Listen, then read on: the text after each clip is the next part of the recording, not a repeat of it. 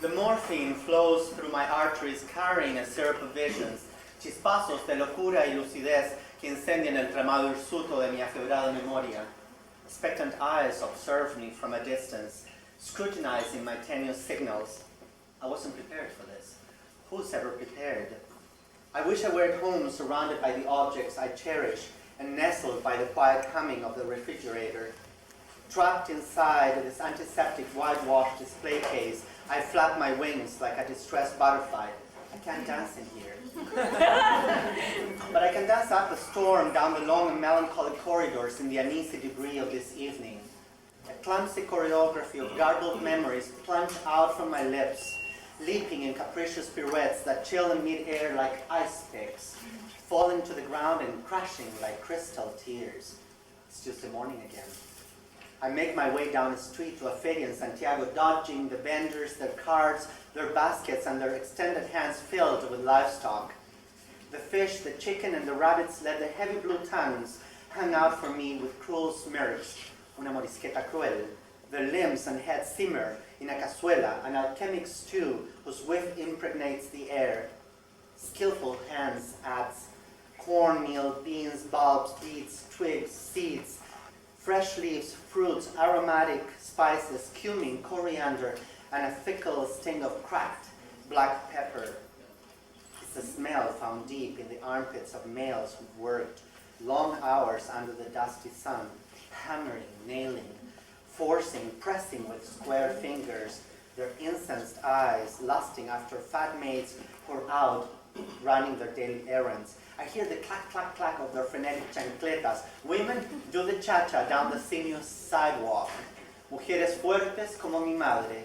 Esclavas modernas en un país que cambió su economía, su maquillaje, pero se aferró a sus castas sociales. In a dissonant fugue, el rock, la cumbia, la salsa, el merengue, el rap, el mambo y el cha-cha-cha collapse in a dissonant fugue. El vacilón punctuated by corn horns that pierce the tangerine afternoon.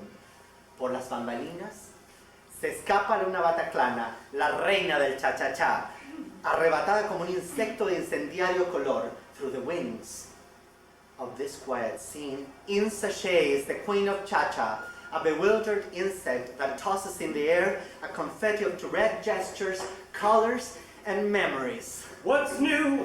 Buenos Aires. I'm new. I want to say I'm just a little stuck on you. You'll be on me too. I get out here, Buenos Aires. Stand back. You want to know what you're going to get in me. Just a little touch of star quality. The urban cacophony quiets down. I hear the muffled noises of nurses. The nurses like dogs pattering around, whirring over my body, cooling down this fever. Ahora huele a menta, a caricia de manzanilla y agua de rosas, las esencias de la tranquilidad. Now it begins to rain. It's the unstable climate of my soul that drenches me in cold sweat. My life could be told in the many lines I have stored in my mind, from letters and books, eavesdrop secrets, and from the essential lyrics of sugared love songs. When I was young, I listened to the radio, waiting for my favorite song. When they played, I sang along. It made me smile. Hello, good day, whoever you are, who has come to my bedside, to this humid shore, to my pillow rustling memories. Someone who listens gently to the slow tide of my respiration, a nursemaid for my memories. Hello, please. Hold these fibers with the tip of your fingers, thread them, and you will touch a material that feels like my most intimate lining. When they get to the part that he's breaking her heart, they can even make me cry, just like before. It's yesterday once more. Poor Karen, she dies so young and so thin. So seductive is consumption, so horrifying the deterioration of our bodies. But a strict diet of saturated life is only a modest requirement to be forever put in the safekeeping of the memories of everyone. Camilo, our unsentimental hero, is not one to dwell on the darkest moments. He's like a Latino Scheherazade who unravels 1,001 stories of life and love to slow down the ticking of the minutes toward what seems inescapable. Camilo tells us that lovers are like teachers whom we hate and from whom we reluctantly learn habits, facts, and lies. When Camilo tells us a story about his first lover in Canada, Roger, we see that the most intimate changes that take place within us, within all of us, immigrants or exiles in one way or another, have much to do with the way we love and make love. Roger was an Aries, with a firm command on the reins of his chariot. He would never act in excess, and his extravagant spending was framed in the most logical rationale, so it would make sense to everyone. I'm a Pisces, contradictory, spiritual, given to hedonism and comfort. I prefer sentiment to sex, erotic fantasy to bodily performance, intuition to technique. Roger's unquenchable thirst for sex absorbed my stamina. If I became tired and I just let my body hang there, he would adjust it to a new and impossible position to keep his sexual machinery going. It's not that I didn't enjoy his voracious appetite, his request, or his demands, but I was stunned by his schedules and his perseverance to follow them to the T. I realized that this wasn't necessarily an idiosyncratic trait. It had something to do with the infamous Protestant work ethic. One is to work seriously, fuck seriously, and have fun seriously. Okay, I wasn't innocent. I excuse ignorance, but I abhor innocence. I sure knew what I was doing. I provided the flavor to our relationship. Roger's acquaintances made patronizing remarks about how young and exotic I was. I was the one with unexpected yet charming reactions, the one who was puzzling and amusing. It was our sex, not our intellect, what made Roger and I very different. I prefer new tastes, the contrast of something chilled and viscous in my taste buds, or something sleazy. Crusty. Flavors that should be approached timidly. I like getting to know the flesh of man before devouring it. I like to be at once the hunter and the prey. Roger was carnivorous and swift animal. He often seemed to have another, more important task to take on soon after. However, I insist, I wasn't innocent. And during our first year together, it was a thrill to be part of Roger's sexual theater. I appreciated the time he took to audition our cast of characters, the explicitness with which we were all to deliver our sparse lines. You can take the boy out of a church, but you can't take the Catholic pageantry out of the boy. Something about Roger's Spartan scenarios made me feel inadequate, almost prudish. In any case, I felt that I just couldn't say no, so I didn't, and I became his willing accomplice. Between the walls on the house in Penter Street, I gradually began to experience withdrawals, cortocircuitos. The slippage of words, pools of silence, strange permutations between languages. I neglected to write the accents in Spanish words in my letters to friends. I didn't think aloud or curse in Spanish. Mierda, English was everywhere. I couldn't get rid of it. And sometimes I felt gagged by it. It was there day and night in bed and sex, on television, the medicine cabinet, in recipes and dictionaries and listings, tattooed on everything. It even seemed to cancel the French printed underneath. One day, my anxious musings crystallized into one realization. I was scared to die feeling like a foreigner. Roger would be there for me, but the thought of getting sick and having him, or anyone, earnestly run my life made me uneasy for the first time. I needed to return to Chile and repossess the things that had once belonged to me. The buildings, the crowded streets, the pollution, the noise, the dilapidated public spaces, the dark and sheltering parks, and the thrilling nightlife I missed so much. But I was afraid of upsetting a fragile balance. It had taken me so long to shed the nostalgia, to convince myself I would one day fully belong in Canada. I had tried to erase the sediment of those deep-seated Catholic beliefs. I tried to obliterate everything that was Latino, but I couldn't. It was like a phantom then, a piece of me nagging somewhere inside my flesh, hurting from time to time. I tried to explain all these experiences in letters to friends, to put in plain words how Roger's firm grip over the reins of the household and what happened under that roof made me feel more like a trophy suburban wife who dispenses smiles while elevating her well-heeled legs than like an intrepid Latino queen. One day, after I typed and printed a brief and cryptic note, whereas before I would have mailed a lovely handwritten card, and when folding the crisp white sheet, I realized that I had written it in its entirety in English. I tore it up, and I started a new one. Although Camilla's affair with Roger ends abruptly, his ambivalent affair with his new homeland lingers on, and later he tells us that. In July of that year, I became a Canadian citizen. A hyphenated Canadian, that is. Not a true CBC, Canadian-born Canadian. But then no longer an FOB, fresh off the boat.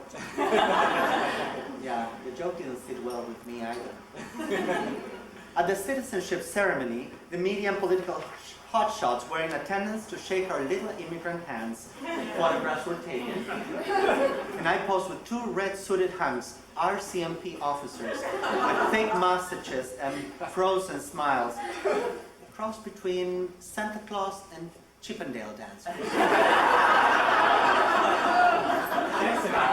Their uniforms looked crisp, like gift wrapping. I could have peeled it off layer by layer with my teeth. I pledge allegiance to my inner queen and pray to God to save the queer.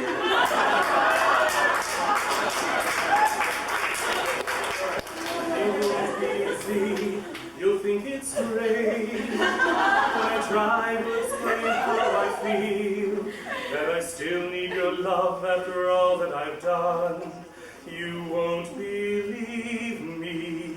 All you will see is a girl you once knew, although she's dressed up to the nines, at 6s and 7s with you.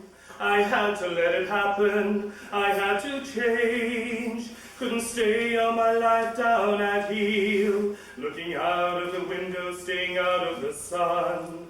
So I chose freedom, running around trying everything new, but nothing impressed me at all. I never expected it to. Nothing can describe the sadness I felt that night. That one horrendous first night in which I had to get up and go and sleep on the couch in the living room. Sleeping embraced with Philip would never be possible again. His body, the ragged man that made me feel protected when he generously covered my body with his, had become an absurd stick figure. I had worked so hard to earn the right to share a bed with another man, free of guilt, openly, joyfully, and now this. I was furious at everything. At night, Philip would laboriously get up and come and get me to go back and lay next to him and hold his lovely head in my hands. I did this for a while, but it wasn't long before he would be fevering or vomiting. A few days later, I moved downstairs with my friend Cesar. We slept by the empty dahlia hotbeds, with a walkie-talkie next to our heads activated by Philip's shrieks, coughs, and moans. Many times a night we would take turns running upstairs to help him, often not sleeping at all. During the course of what became the longest fall of my life, even longer than the one I face now, I never went back to Vancouver. Philip was in and out of the hospital several times. When he was there, I'd walk up Capitol Hill to the hospital every morning. The cold, windy rain soothed me, but I was alone. During those drawn-out evenings, when Philip was sedated and his family had gone home for the day, Cesar and I found a pastime. We would dress in drag and lip-sync to silly songs in the basement. When you're alone and life is making you lonely, you can always go downtown. When you got worries, all the noise and the hurry seems to help, I know. Downtown, and you may find somebody kind to help and understand you. Someone who is just like you, who needs attention, and guide along. The lights are much brighter. Forget all your troubles, forget all your cares, so go downtown, where all the lights are bright. Downtown, waiting for you tonight. Downtown, you're gonna be alright now. We will not hide.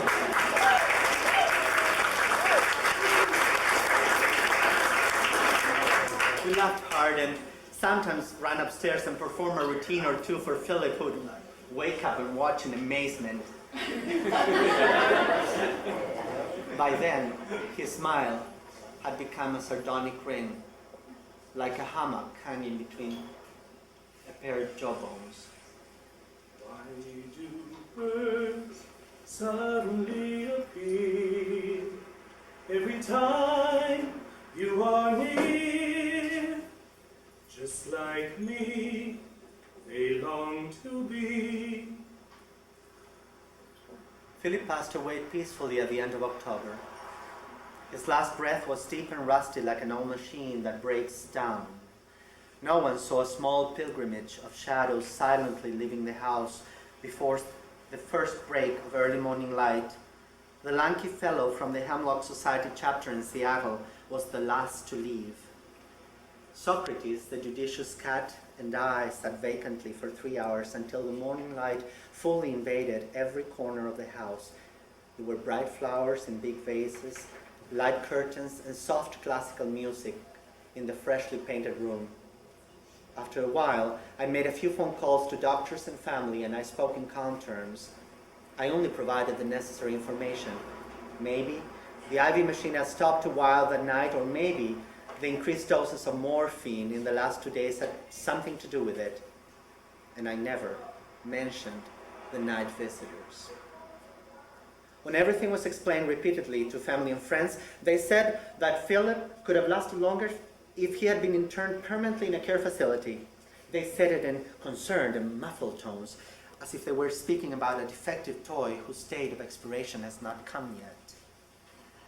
I needed to hate to learn Seattle, and I did. I needed to escape, and in my way, I did. In my last lonely nights there, I could only amble, seeing really emaciated men who looked like Karen Carpenter. And solitaire's the only game in town, and every road that takes him down. And by himself it's easy to pretend he'll never love again.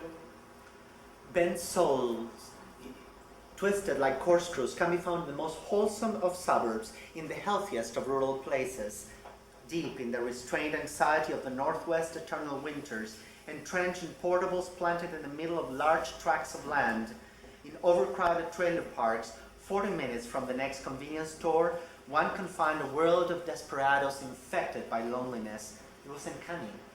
How I could touch the lives of many, and how I was touched by them. In roundabout ways, I was touched by men made quirky by the desolation of their lives, working odd jobs, smoking dope late into the night, doing hard drugs, and drinking stale beer. Something was slowly but surely changing within me. Although I craved the company of men like one struggles for breath, I began to resist being forced on my knees. I didn't want to be drenched in fluids anymore. I didn't want to be handled and discarded. Something like a religious atonement stung me inside every time a transient stranger came my way, and I was getting to meet lots of strangers. Jesus Christ told the disciples to stop throwing their nets to catch fish and start fishing for men. So I did. I got the right lines, the right turns of phrase. I turned to gay bashers, alcoholics, bikers with branded torsos, carpetbaggers, sawmill workers who had been laid off and went from town to town trying to make ends meet, angry white teenagers who rightly thought the world was shit, unemployed white trash, rednecks, sulky Chicano men with hands calloused from picking and squeezing ripe fruit for meager salaries. I turned to all kinds of men who were skittish, disrespected, and despised, and they put their lives into my hands. Who would have thought? The last thing this man wanted was a fucking spec to wring deep-rooted desires from out of them. But I had learned my ways. I absorbed their frustration with every pore of my skin and made them turn the other cheek, and then I kicked it with a heavy steel-toed boot. Then I recited a twisted line into their ears, pulled reality up their noses, and stuffed it into their every orifice. There were gasps, convulsions, moans, incredible ejaculations, and after a while, a silence and a gaping blackout. Nunca dejé de escribir. I never stopped writing. In those few moments of rest in dingy motels along the West Coast trails, in Port Alberni, Dawson Creek, Portland, Eureka, in the always agitated and crisply turned out San Francisco, in the mellow Pismo beach of San Luis Obispo. Like a holy roller, I sat in the faint morning light, and while smoking un cigarrillo tras el otro, I carefully composed my prayers and letters to the ones who had helped me pave my way. In impeccable calligraphy, I wrote one sheet after the other, bleeding words and understanding the way one preaches the word. Camilo tells us that this story ends where we found him at the beginning, in a sort of queer limbo where fallen angels seem to be having too much fun. Springtime in Vancouver surprised me with an exotic bouquet of purple flowers on my arms. It was a bunch of wildflowers I had gradually picked up from the roadside in my recent trips up and down the West Coast. It didn't hurt at first. It only felt weird. I mean, my turning into the nightmare that everyone, every book, every safe sex brochure had promised me. It was surprising. Slowly, the purple flowers of my desire crept up my legs like poison ivy. This time, the purple blossoms of this macabre bridal wreath would not go away. I never felt the way I felt then, so terribly alien to this Canadian land, to my existence here, and to my own skin. I questioned everything, and the few answers I got were painful little pearls of wisdom, like pulling out one's own teeth.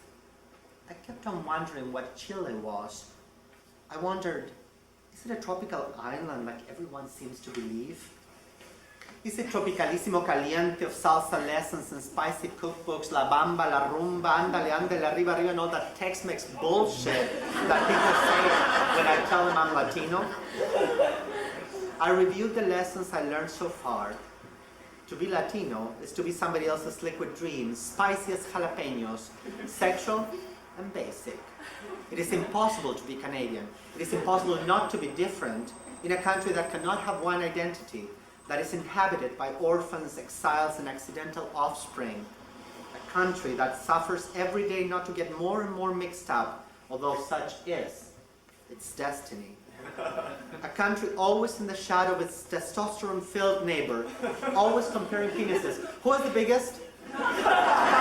Always comparing everything. Often coming in second, and thus feeling inadequate. I thought that much like me, Canada was a mestizo soul trapped in the pristine body of a developed country. I looked at myself in the mirror of other people's eyes, and I hated my new adolescence, a face that didn't seem to be about to wear out anytime soon. Still, here I am, even today. There's no real country beyond the border. It's a mirage. It's advertising for thirsty drivers putting 5K on a deserted highway. La hembra curvilínea y neumática de calendario de taller mecánico. De comercial de cerveza en la tele. The camel smoking un habano in a white linen suit and Panama hat vendiendo flamantes Cadillacs con diente brillante de oro, con abultado bolsillo y abultada entrepierna. Or selling weekend packages in Varadero or Cancun. Yet, I know that the people I describe to you are real and not just nostalgic shrines. Now the whirlwind of questions seems to have slowed down. Now the languages seem to thread together into a common yarn with more ease. Se enhebran los lenguajes con la tranquilidad con que uno enhebra los dedos en el pelo del amado. In English, I recount the years I've lived in Canada. Illness, contagion, the perils of sex and love in a strange and cold ecology. Small afflictions and indignities that trickle down on me, piercing my skin like needles in a diabolic acupuncture. En español, yo hablo de la ternura y de la seducción. I've always been, and I will always be promiscuous, and my tongue, like the serpent sliced in two, will make love to the eardrum and the rosy anus of gringos, and I will bite hard the nipples of the moreno chest of my Latinos. I have fallen in love with both worlds and in both ways, sexually stereophonic. I can receive and understand affection and derision in both my official tongues. Pero ahora debiera descansar. I should try to rest, not to speak too much. But I can help it. I'm joyous. Me pongo tan contento. In the days I feel better and the homemaker or the street nurse are here, I tell stories. Les cuento historias. Do I ever tell stories? Y las palabras se convierten en una serpentina de recuerdos. Moons and Junes and Ferris wheels, the dizzy dancing, the way you feel, as every fairy tale comes real. I've looked at love that way, but now it's just another show. You leave them laughing when you go, and if you care, don't let them know. Don't give yourself away. I've looked at love from both sides now, from give and take, and still somehow it's love's illusions I recall. I really don't know love at all.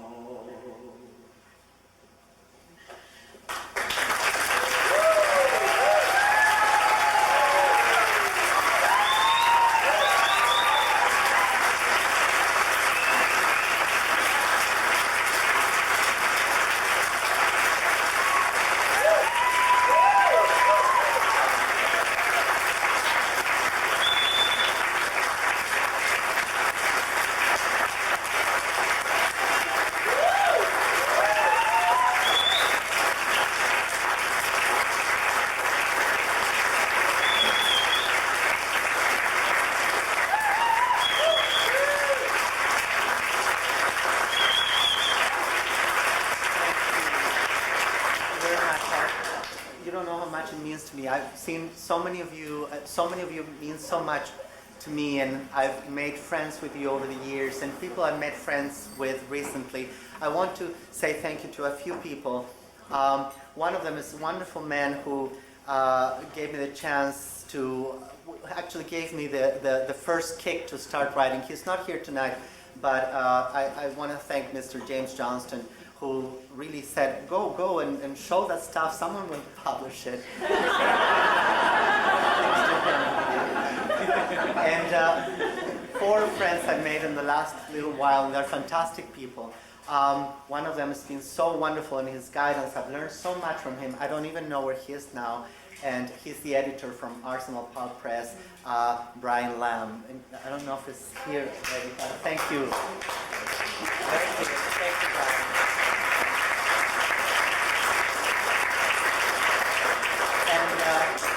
To the men who organized this, all of a sudden things take an entirely different life when they are inside this book, and the men who put it in such a beautiful way, and the layout, and also helped us put together this night. He's also a fantastic man and very cute too. Lane Kylo. I don't know where he is. Lane, say thank you, Lane from Arsenal Pulp Press.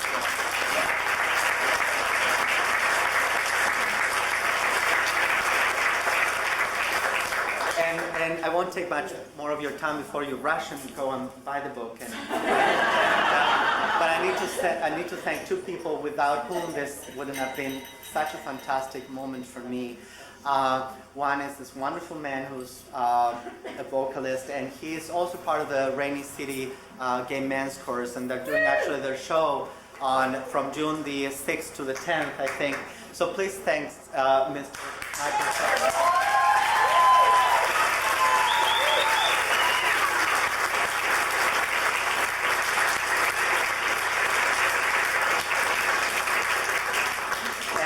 The man who actually got the idea of where to put all the songs and all these things together, and he does a fantastic kind of theater that should be advertised more. I mean, he's too modest for his own good, and he's putting his production of Reader's Theater, his adaptation of Willa Cather's, I think that's the pronunciation, Rosie Moniker, right? Moniker Rosie? Help me out here. Neighbor Rosie. Thank you. And this is Mr. John Mason.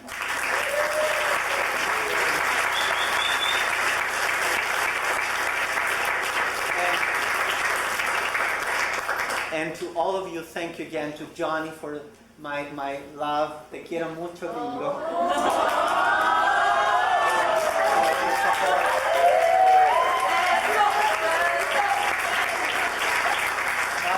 It's not easy. And to all of you, Jennifer, Suzanne for helping with the music, and Jennifer gave a good first read to this thing when it was kind of a garbled bunch of stuff. Thank you very much. Thank all of you. Have good time and less party now.